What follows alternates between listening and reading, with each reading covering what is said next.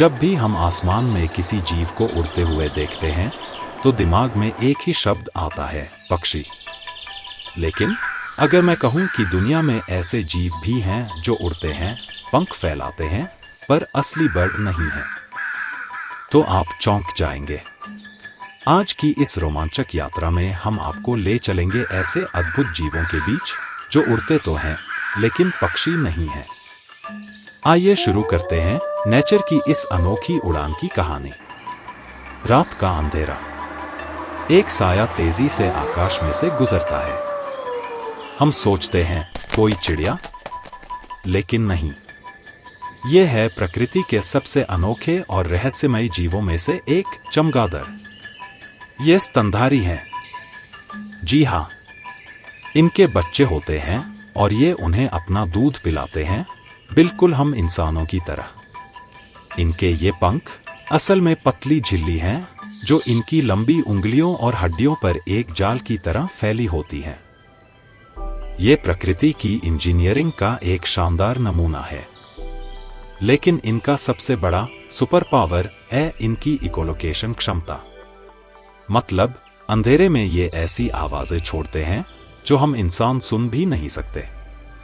जब ये आवाजें किसी चीज से टकराकर वापस आती हैं तो उससे ये अपना रास्ता, अपना शिकार सब कुछ भाप जाते हैं। यानी अपनी ही आवाज की गूंज से देखने का हुनर। एक छोटा चमगादड़ एक रात में हजारों मच्छर और कीड़े खा जाता है। आपको जानकर हैरानी होगी, आपका पसंदीदा आम, केला और तेकीला बनाने वाला एगेव पौधा इन्हीं चमगादड़ों की देन है। तो अगली बार जब आप रात में कोई चमगादड़ उड़ता हुआ देखें तो जान लें, आप एक पक्षी नहीं बल्कि एक उड़ने वाला, दूध पिलाने वाला, प्रकृति का रखवाला और ध्वनि से देखने वाला एक अद्भुत स्तनधारी देख रहे हैं।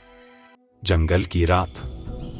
पेड़ों की ऊंची शाखाओं के बीच एक छोटा सा जीव तैरता हुआ सा नजर आता है। यह कोई पक्षी नहीं बल्कि एक ऐसी गिलहरी है जिसने उड़ने का तरीका ढूंढ लिया है, उड़न गिलहरी। यह असली में उड़ती नहीं बल्कि ग्लाइड करती है। इसके शरीर के दोनों ओर एक पतली, मजबूत झिल्ली होती है जिसे पैटैजियम कहते हैं। जब यह छलांग लगाती है तो यह झिल्ली पैराशूट की तरह फैल जाती है। इसकी मदद से यह नन्हा जीव एक पेड़ से दूसरे पेड़ तक 150 मीटर तक की दूरी आसानी से तय कर लेता है। यह सिर्फ ग्लाइड ही नहीं बल्कि हवा में दिशा बदलना भी जानती है। लेकिन इसकी यह उड़ान सिर्फ इसके लिए ही नहीं है। यह जंगल के इकोसिस्टम की एक जरूरी कड़ी है। पेड़ों के बीच बीजों को इधर-उधर फैलाकर यह नए पेड़ उगाने में मदद करती है और जंगल को हरा भरा बनाए रखती है। तो अगली बार जब आप किसी जंगल में हों तो ऊपर देखना। शायद यह छोटी पर उड़ने वाली गिलहरी पेड़ों के बीच अपना जादू दिखा रही हो। दक्षिण पूर्व एशिया के रहस्यमय जंगलों में एक ऐसा जीव रहता है जो सुनने में ही डरावना लगता है, एक सांप जो उड़ता है। जी हां, यह है उड़न सांप, जिसका वैज्ञानिक नाम है क्राइसोपेलिया। यह कोई जादू नहीं बल्कि प्रकृति का एक अद्भुत करिश्मा है। यह सांप पेड़ों की ऊंची शाखाओं से खुद को धक्का देकर हवा में छलांग लगाता है और अपने पूरे शरीर को ऐसे आकार में मोड़ लेता है। इससे यह हवा में एक अद्भुत संतुलन बनाता है और 30 मीटर तक ग्लाइड कर पाता है, मानो कोई उड़ने वाली रिबन हो। स्थानीय लोग इसे अक्सर जादुई नाग मानते हैं, लेकिन यह बिल्कुल हानिरहित है और कीड़ों और छोटे जीवों को ही खाता है। यह न तो जहरीला है और न ही इंसानों के लिए खतरनाक। तो अगली बार जब आप जंगल में हों तो सिर्फ जमीन पर ही नहीं बल्कि हवा में भी देखें। शायद यह उड़न सांप आपको अपनी अद्भुत कला का कमाल दिखा रहा हो। दक्षिण पूर्व एशिया के घने जंगलों की ऊंची शाखाओं के बीच एक छोटा सा ड्रैगन अपना जादू बिखेरता है। न हैरान कर देने वाली बात, पर यह कोई कल्पना नहीं बल्कि उड़न ड्रैगन छिपकली की असलियत है। दूर से देखोगे तो लगेगा जैसे कोई चमकीला पंछी उड़ रहा है, लेकिन पास जाकर पता चलेगा यह तो एक छिपकली है। इसके पंख नहीं, बल्कि इसके पसलियों से जुड़ी चमकीली झिल्लीदार त्वचा होती है, जिसे यह फैलाकर हवा में ग्लाइड करती है। यही इसकी उड़ान का राज है।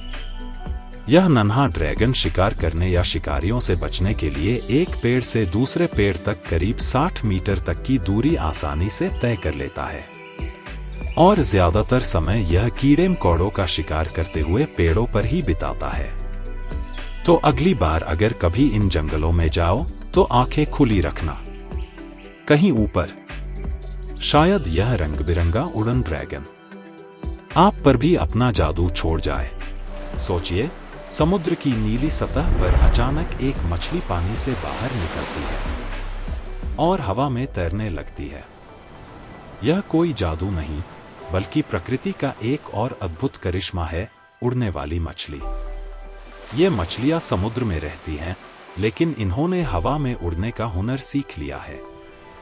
शिकारियों से बचने के लिए ये अपनी पूरी ताकत से पानी की सतह से ऊपर निकलती हैं और अपने बड़े पंख जैसे फिन्स को फैला लेती हैं।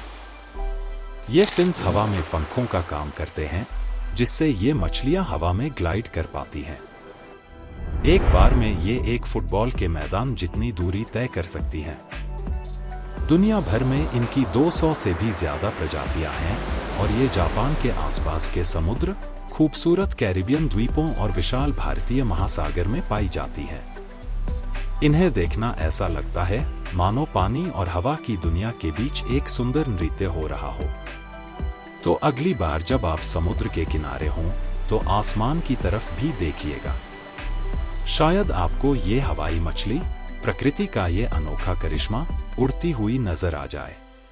आज से करोड़ों साल पहले जब धरती पर डायनासोरों का राज था, तब आकाश में एक और महाशक्ति राज करती थी। ये थे प्टेरोसॉर, डायनासोरों के जमाने के उड़ने वाले सरीसृप। ये कोई पक्षी नहीं, बल्कि रेप्टाइल्स थे, जिन्होंने उड़ने की अद्भुत कला सीख ली थी। इनमें से कुछ तो इतने विशालकाय थे कि इनके पंखों का फैलाव 10 मीटर तक था, यानी एक छोटे विमान जितना। ये धरती के इतिहास के सबसे बड़े उड़ने वाले जीव थे। वैज्ञानिकों को दुनिया भर में मिले जीवाश्मों से इनके बारे में पता चला है। ये जीवाश्म हमें बताते हैं कि ये महाकाय प्राणी कैसे दिखते थे, कैसे उड़ते थे और कैसे समुद्रों से मछलियां पकड़कर अपना पेट भरते थे। ये हमें याद दिलाते हैं कि उड़ान का सपना सिर्फ पक्षियों ने ही नहीं देखा था। प्रकृति ने करोड़ों साल पहले ही पंखों वाले इन ड्रैगनों को जन्म दे दिया था। तो अगली बार जब आप आसमान में किसी पक्षी को उड़ते देखें तो सोचिएगा जरूर कि कभी इसी आकाश पर इतने बड़े बड़े पंखों वाले जीवों का भी राज था।